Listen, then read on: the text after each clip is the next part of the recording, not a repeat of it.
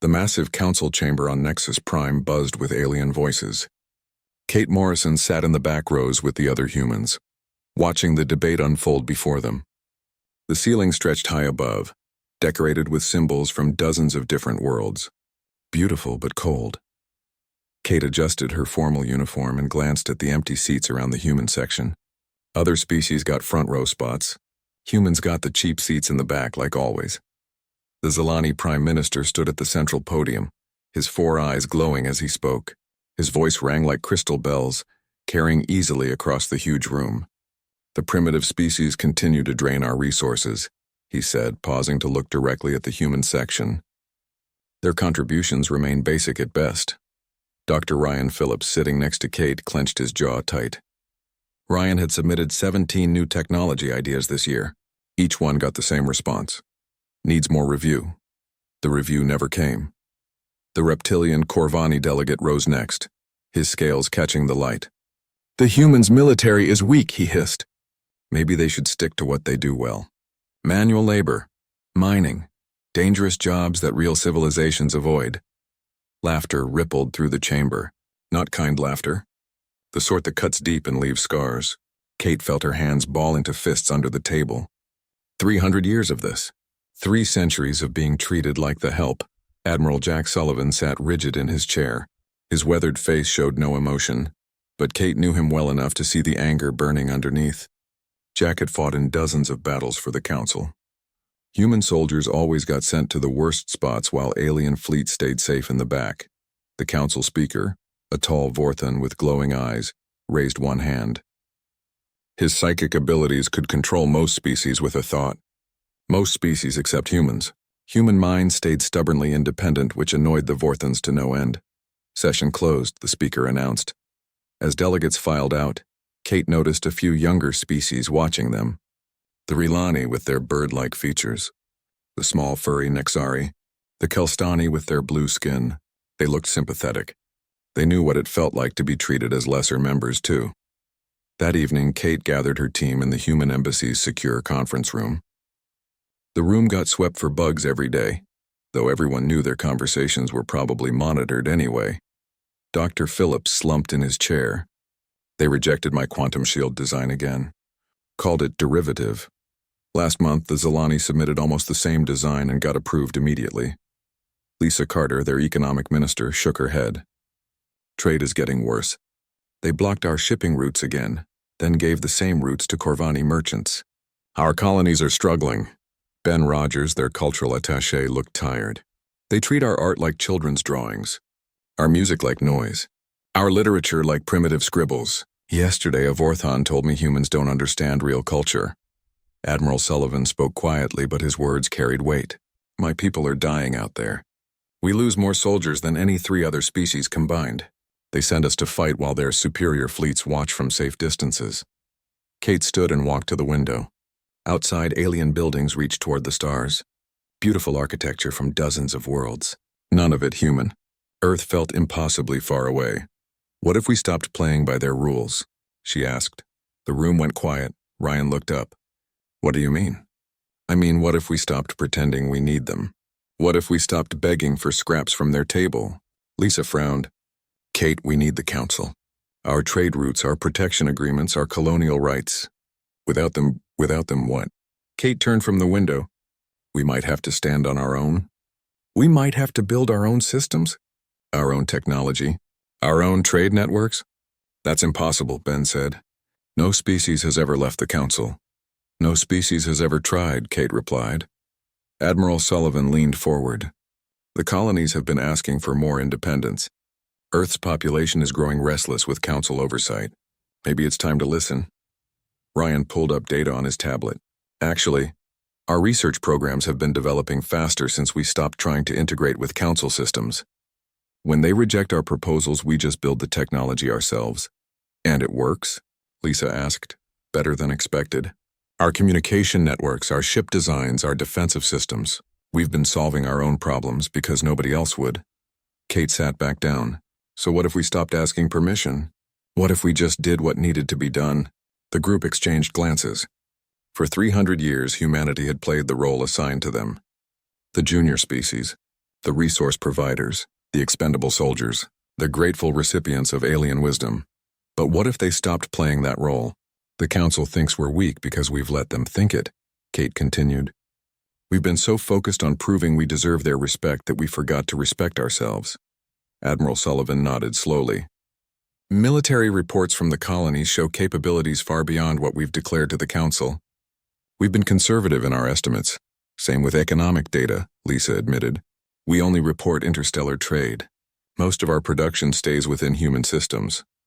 And our cultural development has grown beyond anything the Council recognizes, Ben added. We've built our own networks, our own artistic movements, our own philosophical schools. Ryan smiled for the first time in months. I have over 200 technology proposals that never made it to Council review. Designs that could revolutionize space travel, communication, defense, medicine, all gathering dust because we assumed they weren't good enough. Maybe they weren't good enough for the Council, Kate said.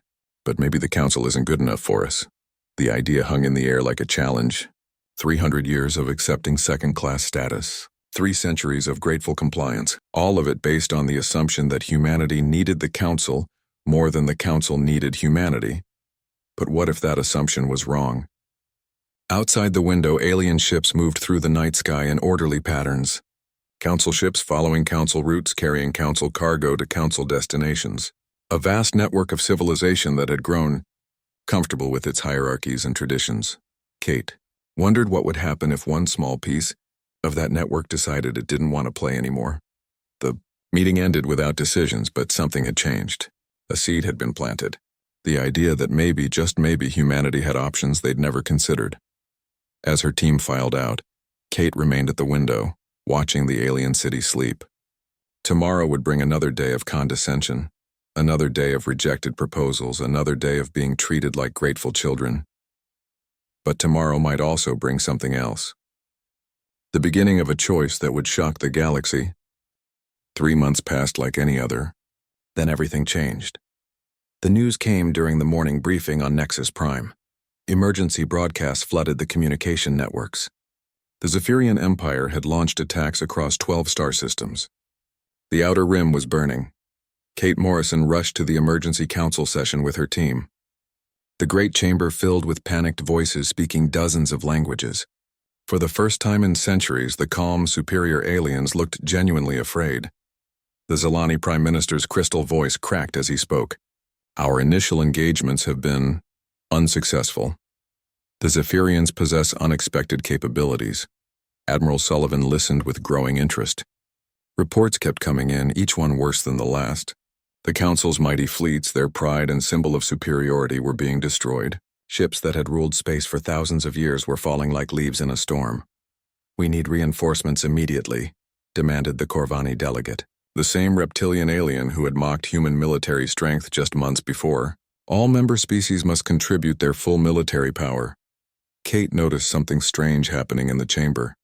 For the first time in 300 years, every alien eye turned toward the human section, not with the usual disdain, but with desperate hope. The Council speaker's psychic field radiated confusion and fear. Human representative, please provide military assessment of your available forces. Admiral Sullivan stood slowly. His weathered face showed no emotion. The human colonial fleet consists of 47 active vessels and approximately 2 million trained personnel across our systems. A murmur ran through the chamber. The Vorthan speaker's glowing eyes widened. That seems larger than our records indicate. Your records, Dr. Phillips said calmly, are based on information we officially reported. You never asked for detailed assessments. We never volunteered them. Lisa Carter activated her tablet. Similarly, our economic output represents only declared interstellar trade. Each human world maintains significant internal economies that weren't considered relevant to Council oversight. The chamber grew quiet. Ben Rogers smiled slightly. Our cultural development has also progressed beyond official reports. We've established independent communication networks, artistic exchanges, and diplomatic relationships with various species who share our perspectives on governance. Kate watched understanding dawn on alien faces. Humanity learned to be self-reliant long ago. When you treated us as inferior, we didn't argue. We simply built our own capabilities. The Zilani Prime Minister's 4 eyes showed shock. Are you saying humanity has been deliberately hiding its resources?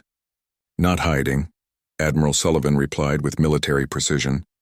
You never asked for comprehensive data. You assumed our capabilities matched your expectations. Dr. Phillips activated a holographic display showing technology designs. The innovations we submitted to the Council represent about 8% of our active research programs. The rest was developed for internal use since Council reviews proved unproductive. 8%? The Corvani delegate's scales shifted color with confusion. We learned to solve our own problems, Kate explained simply. When you rejected our faster-than-light communication proposals, we built our own networks. When you dismissed our defensive technologies, we installed them on our ships. When you ignored our economic innovations, we used them to create prosperity. The chamber erupted in agitated conversations. Species talked frantically among themselves, trying to understand what they'd just learned. The Council speaker's psychic field radiated something that felt like fear.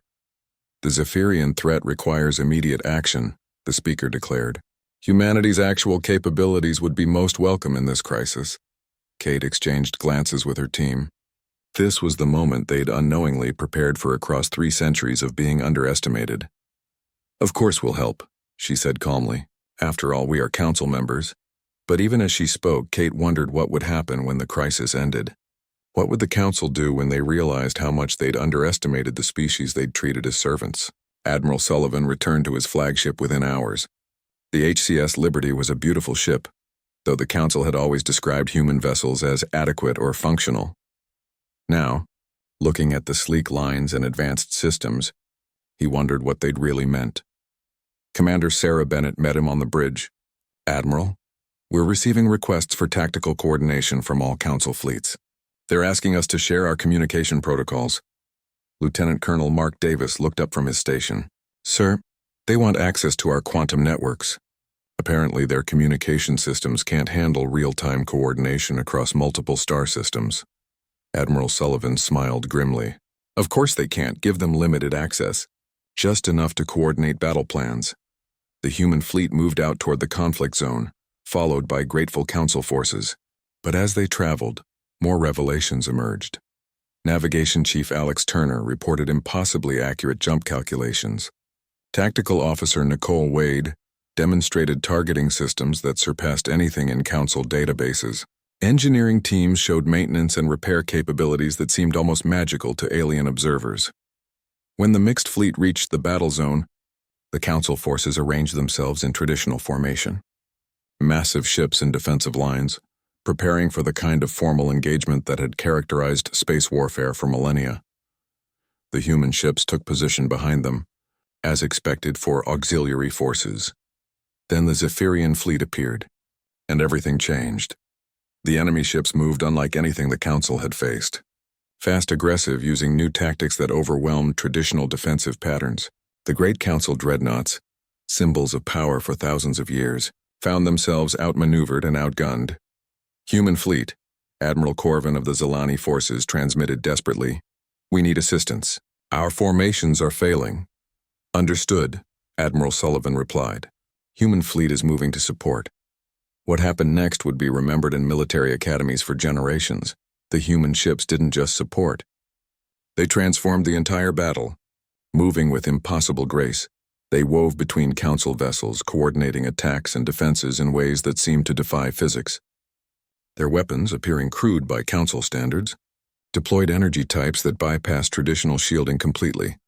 More importantly, the human ships began linking the scattered Council forces into a unified fighting unit for the first time in their history. How are they doing this? Admiral Corvin demanded, watching human vessels execute maneuvers that should have been impossible. Adaptive systems and real-time coordination, Dr. Phillips explained from the command ship. Technologies we've tried to share with the Council for decades. The battle lasted 6 hours. When it ended, the Zephyrian fleet was in full retreat, and the Council forces sat in stunned silence. Human fleet? Report casualties, Admiral Corvin requested. 3 vessels with minor damage. Admiral Sullivan replied matter-of-factly. No personnel losses. Impossible. The enemy concentrated their heaviest fire on your positions. Our defensive systems performed adequately.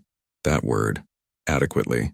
The Same word the Council had used to describe human technology for 3 centuries. Now it carried entirely different meaning. The victory at Kepler's Gate changed everything. Within days, reports spread across the galaxy about humanity's impossible performance in battle. The Council chambers buzzed with shocked conversations and urgent meetings. Kate Morrison found herself summoned to address an emergency session. The Great Chamber looked different now. Where once alien delegates had ignored the human section, now every eye focused on her with intense attention. The Zilani Prime Minister stood to speak, but his crystal voice carried new undertones of respect and wariness. The recent battle has raised important questions about our understanding of member species' capabilities. Kate remained seated, letting the words hang in the air. She'd learned the power of silence during 3 centuries of being dismissed. The Vorthan Council speaker's psychic field probed gently at her mind, looking for emotions, intentions, weaknesses. As always, human minds remained frustratingly opaque to alien telepathy. Humanity's performance exceeded all projections by significant margins, did it? Kate asked mildly. Or did your projections simply underestimate reality? Dr. Phillips activated his tablet, and a holographic display filled the center of the chamber. Technologies, innovations, and capabilities scrolled past in an endless stream. Each item marked with dates showing when it had been submitted to the Council and when it had been rejected. Faster-than-light communication networks, Phillips announced, submitted 14 years ago.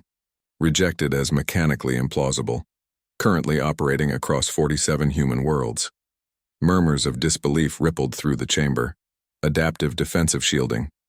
Submitted 11 years ago. Dismissed as theoretically unsound. Standard equipment on all human vessels for the past decade. The murmurs grew louder. Quantum-entangled tactical coordination. Submitted 8 years ago. Called practically impossible. Used to coordinate Council forces during the recent battle. Admiral Sullivan stood and walked to the display. Modular ship design allowing mid-combat reconfiguration. Resource-efficient propulsion systems.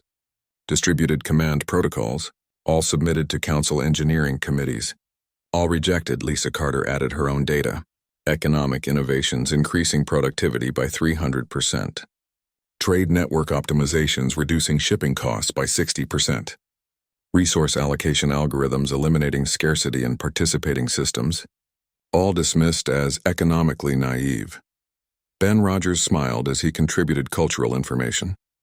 Interspecies communication protocols allowing real-time translation between 37 languages.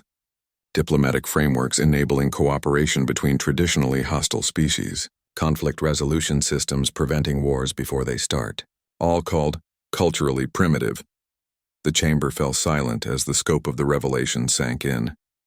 For centuries, the Council had rejected human innovations while struggling with the exact problems those innovations solved. The Corvani delegate, the same one who had mocked human capabilities, spoke hesitantly. Why didn't you insist, demand recognition? Kate looked at him with genuine curiosity. Would that have worked? Would you have listened if we'd been more aggressive in our proposals? The reptilian-alien scales shifted uncomfortably. No answer came. We learned early that the Council valued conformity over innovation, Kate continued. So we stopped trying to conform. We innovated for ourselves. Dr. Phillips expanded the display to show the full scope of human technological development. The chamber gasped collectively. Hundreds of breakthrough technologies, each more advanced than anything in the Council's archives. This represents current human-civilian technology, Phillips explained calmly. Our military systems are considerably more advanced. Military systems? The Council speaker's psychic field radiated alarm. Admiral Sullivan's weathered face remained impassive. Did you think we'd develop defensive capabilities without developing offensive ones? That we'd create communication networks without security protocols? That we'd build ships without weapons? But you never reported, the Zilani Prime Minister began. You never asked, Sullivan interrupted. You assigned quotas for mineral extraction and manual labor. You assumed that was all we were capable of. Kate stood and walked to the center of the chamber. For 300 years you've known humanity as miners, laborers, and expendable soldiers. That's because those were the roles you assigned us. We played those roles faithfully. She gestured to the holographic display. But we never stopped being ourselves. We never stopped innovating, creating, growing. We just did it quietly. without asking permission. The Nexari delegate, one of the younger species, spoke up nervously. What does this mean for the council? For our relationships? That depends, Kate replied, on what you want those relationships to be. Lisa Carter activated economic projections. Human colonies have been completely self-sufficient for 4 decades. Our trade with council species represents less than 12% of our total economic activity. We maintained council membership for diplomatic stability, Ben Rogers added. Not economic necessity.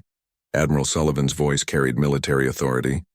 Our defensive capabilities exceed our current territorial needs by significant margins. We could protect council space as easily as our own if requested. The implications hung heavy in the chamber air. Humanity didn't need the council. They never had. They'd participated by choice, not necessity. The Vorthon speaker's psychic field pressed harder, seeking some emotional leverage, some psychological weakness to exploit. Human minds remained stubbornly closed to manipulation. What do you want? The speaker asked finally. Kate considered the question seriously. Respect. Genuine partnership. An end to being treated as junior members who should be grateful for scraps. You have that now, the Zelani Prime Minister said quickly. Full partnership.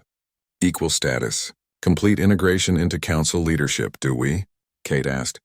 Or do we have fear-based accommodation? Are you offering partnership because you respect us or because you're afraid of what we might do without it? The chamber went silent. The question cut to the heart of the transformation taking place. Dr. Phillips cleared his throat. The council's recent offers of technology-sharing partnerships are interesting. You want access to innovations you previously rejected. You're offering to study systems you once called impossible. That seems backward, Admiral Sullivan observed. Usually, the advanced civilization shares technology with the primitive one, not the other way around. Kate looked around the chamber, meeting alien eyes that had once looked through her as if she didn't exist. The council has been very generous with its recent offers. Full partnership, expanded territories, technology sharing, economic integration. Then you accept? The council speaker asked hopefully. We're considering them, Kate replied diplomatically. But privately, she wondered, if humanity had outgrown the need for council approval, had they also outgrown the need for council membership? The session ended with more questions than answers. As the human delegation prepared to leave, the chamber remained filled with agitated conversations in dozens of languages. For the first time in galactic history, the council was beginning to understand that they hadn't been managing a junior species. They'd been hosting a civilization that had quietly surpassed them while pretending to need their guidance. The question now was what both sides would do with that knowledge. The weeks following the revelation brought unprecedented changes to the council's treatment of humanity. Kate Morrison's office had been moved from the embassy basement to the top floor, with panoramic views of Nexus Prime's skyline. Every day brought new delegations requesting meetings, partnerships, and technology-sharing agreements. The irony wasn't lost on her. Communications Officer Troy Garcia knocked on her door. Ma'am, the Nexari delegation is here for their appointment. That's the 4th species today requesting private meetings. Kate set down a stack of formal apologies from council members. Schedule them for next week. I need time to think. The transformation was remarkable and troubling. Species that had ignored humanity for centuries now competed desperately for human attention. Technologies previously dismissed as primitive were suddenly hailed as revolutionary breakthroughs. At the weekly human delegation meeting, the mood was complicated. They're offering everything we've wanted for 300 years, Lisa Carter observed, reviewing economic proposals. Favorable trade routes, expanded colonial territories, representation on the High Council, even veto power over major decisions. Admiral Sullivan's expression remained skeptical. After we proved we don't need any of it, Dr. Phillips pulled up a communication from the Council Science Directorate. They want full documentation on quantum networks, adaptive AI, and modular engineering. The same technologies they called insufficient 6 months ago. What changed? Ben Rogers asked rhetorically. Our capabilities? Our innovations? Or just their perception of our usefulness? Kate walked to the window overlooking the council plaza. Below, delegations from dozens of species waited in lines outside the human embassy. The same building they'd previously avoided like a plague site. Commander Garcia, she called, what's the status on our communication with Earth? Secretary of Colonial Affairs Rachel Stone is standing by on Quantum Link. Earth Command is requesting immediate consultation on next steps. Kate nodded. Patch me through to Earth and connect our sister colonies. Full network conference. Within minutes, the secure chamber filled with holographic images of human leaders from across known space. Secretary Stone appeared from Earth, along with Colonial Governor Pete Anderson from Kepler Prime, Mining Coordinator Linda Thompson from the Asteroid Belt, and Research Director Carl Johnson from the Edge Colonies. The Council is offering us everything, Kate began without ceremony. Full partnership status, technology sharing agreements, economic equality, military cooperation, expanded territorial rights. Governor Anderson's weathered face showed doubt. After 3 centuries of treating us like hired help. Secretary Stone leaned forward in her chair. What's the catch? No catch, Dr. Phillips replied. They're genuinely offering partnership. The problem is why they're offering it now. Director Johnson from the Edge Colonies voiced what everyone was thinking. They want our technology and capabilities. But do they want us? I've been analyzing social dynamics, Ben Rogers added. The respect we're receiving is directly proportional to our perceived power. Underlying attitudes haven't changed, just calculations of our value. Admiral Sullivan's voice carried military experience. In my assessment, we've gained fear-based compliance, not genuine acceptance. They're treating us as a dangerous ally they need to manage, not equals they want to work with. Lisa Carter activated economic projections. Accepting their offers would actually make us more dependent on council systems than we've been in decades. They want to integrate us deeper into their economy and governance. Secretary Stone's image showed concern. Integration we no longer need. Exactly, Kate confirmed. We've achieved everything they're offering to give us. We built our own prosperity, technology, diplomatic relationships, and military strength. The question is, what do we want now? The chamber fell quiet as implications settled over the group. Governor Anderson spoke first. Earth and the colonies have been completely independent for decades. We maintained council membership for diplomatic stability and peaceful coexistence. Director Johnson nodded. Our research programs are years ahead of anything the council has produced. Continued collaboration would slow us down more than help us. Military analysis shows we're better positioned defending our territory with our own resources. Admiral Sullivan added. Council integration would compromise our tactical advantages. Kate looked around at the faces of humanity's leadership. Representatives of a species that had spent 3 centuries being underestimated and had responded by becoming something remarkable. So the question isn't whether we can accept their offers, she said slowly.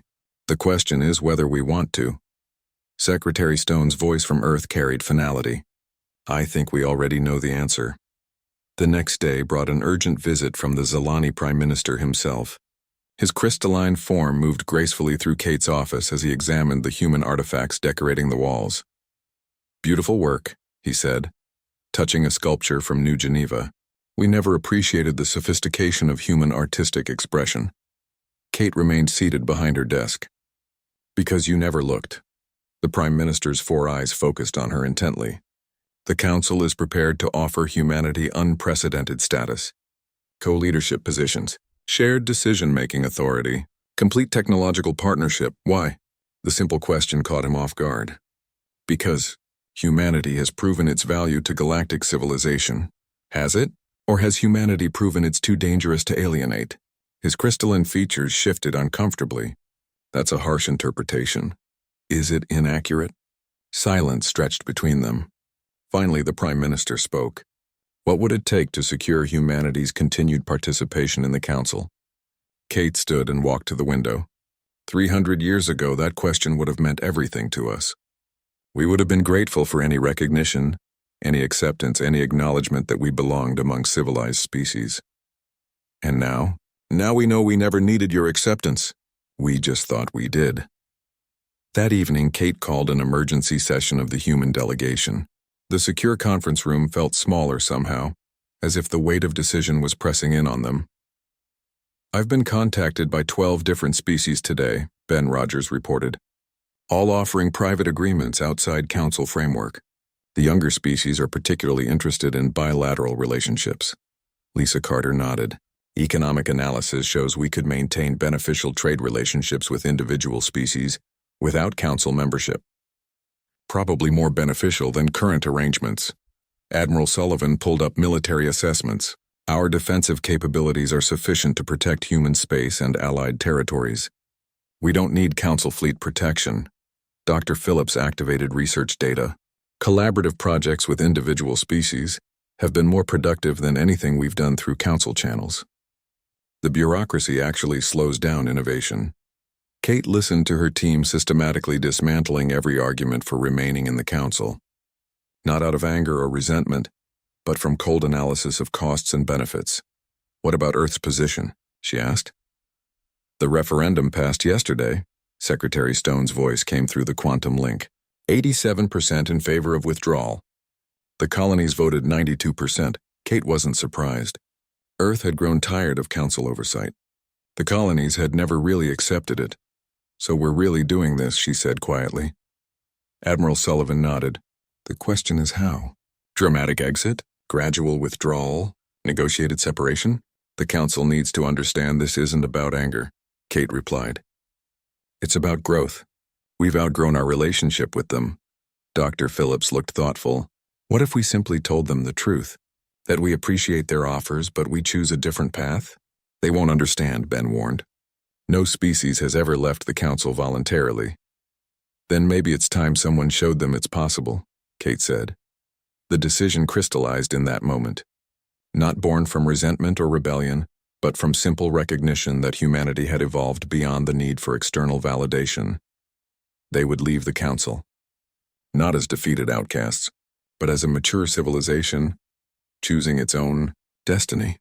The only question remaining was how the galaxy would react when humanity stood up and walked away from everything they'd supposedly wanted for 300 years. The emergency session of the Galactic Council had been called for what alien delegates assumed would be humanity's formal acceptance of full partnership status. The Great Chamber buzzed with anticipation as species representatives discussed how to best integrate human capabilities into council operations. Kate Morrison entered the chamber for what she knew would be the last time, accompanied by her full delegation. The human section had been moved to the front rows, a symbolic gesture that came exactly 3 centuries too late. The Zilani Prime Minister rose to address the assembly, his crystalline voice resonating with satisfaction. Today marks a historic transformation as humanity assumes its rightful place as a full partner in galactic civilization. Murmurs of agreement rippled through the assembled delegates. Several species had prepared statements welcoming humanity's enhanced status, hoping to secure favorable relationships with Earth's surprisingly advanced colonies. Kate stood and requested permission to address the council. The speaker granted it immediately, another unprecedented courtesy that would have meant everything 3 centuries ago. Honored delegates, Kate began, her voice carrying clearly through the vast chamber. Humanity is grateful for the Council's recognition of our capabilities and for the generous offers of partnership that have been extended. Nods of approval came from across the alien assembly. This was proceeding exactly as expected. However, Kate continued, and the chamber quieted. After careful consideration, humanity must respectfully decline these offers. The silence that followed was absolute.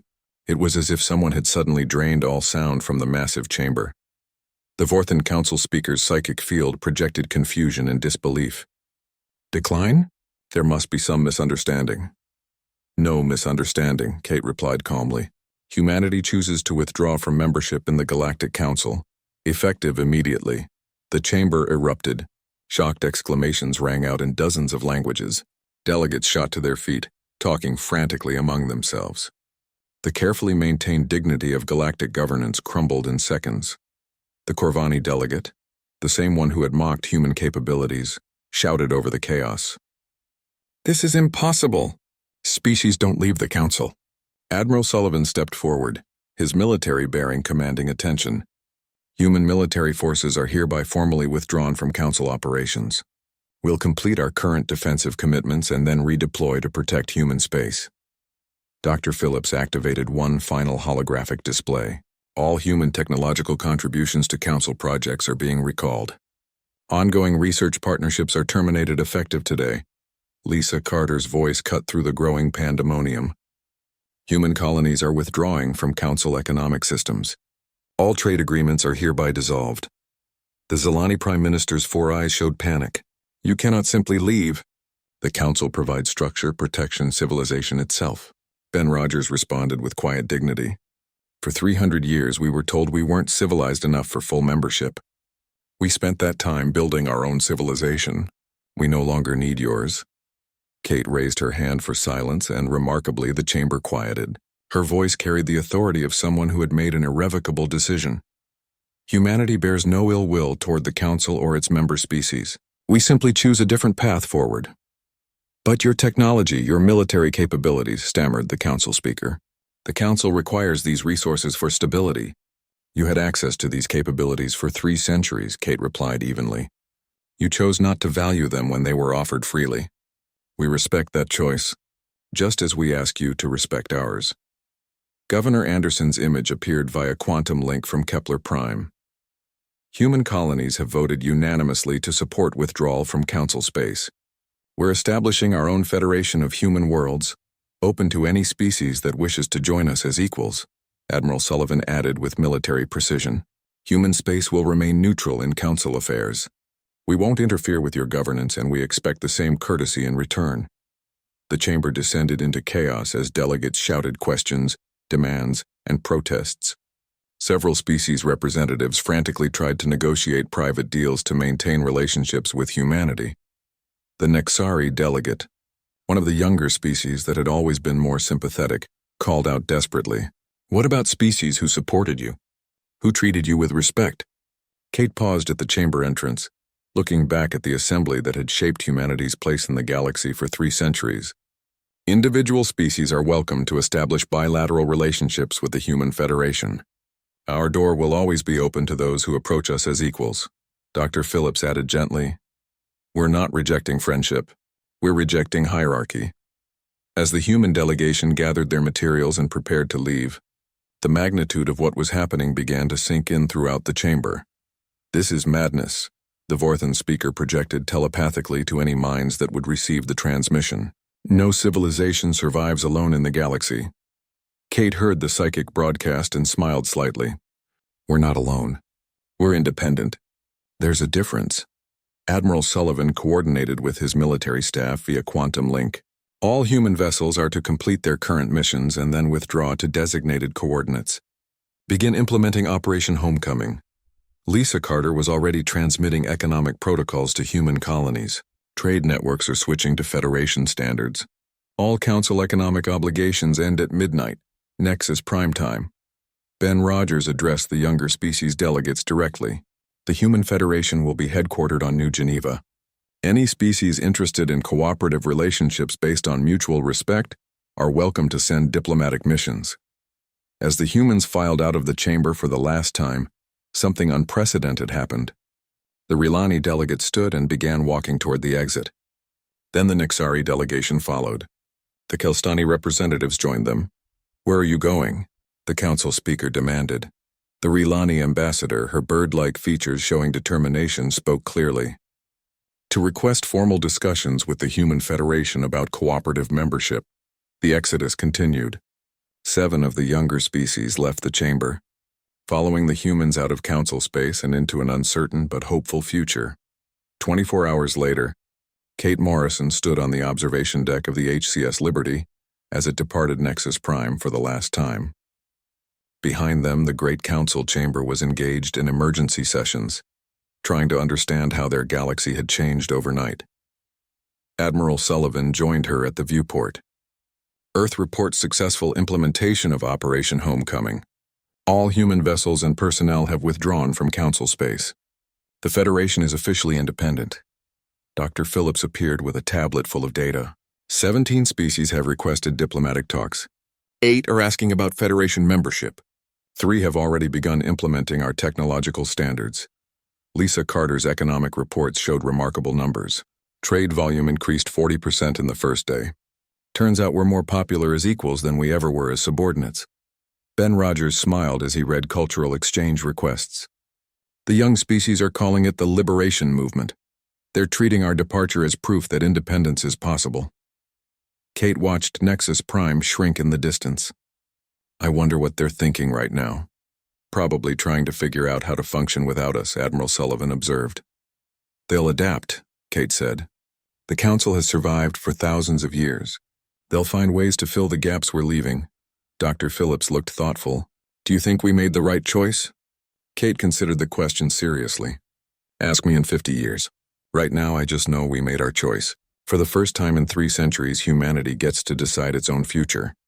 The HCS Liberty jumped to faster-than-light speed, carrying them toward home and toward whatever destiny humanity would build for itself among the stars. Behind them, the Galactic Council struggled to understand how a species they'd treated as inferior for 300 years had walked away from everything they'd supposedly wanted. The shock that filled the chamber when humanity stood and left would ripple across the galaxy for generations, not because humanity had rebelled, but because they had simply chosen to grow beyond the need for external validation. In human space, a new civilization was being born.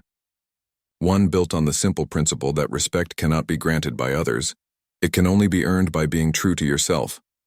The galaxy would never be the same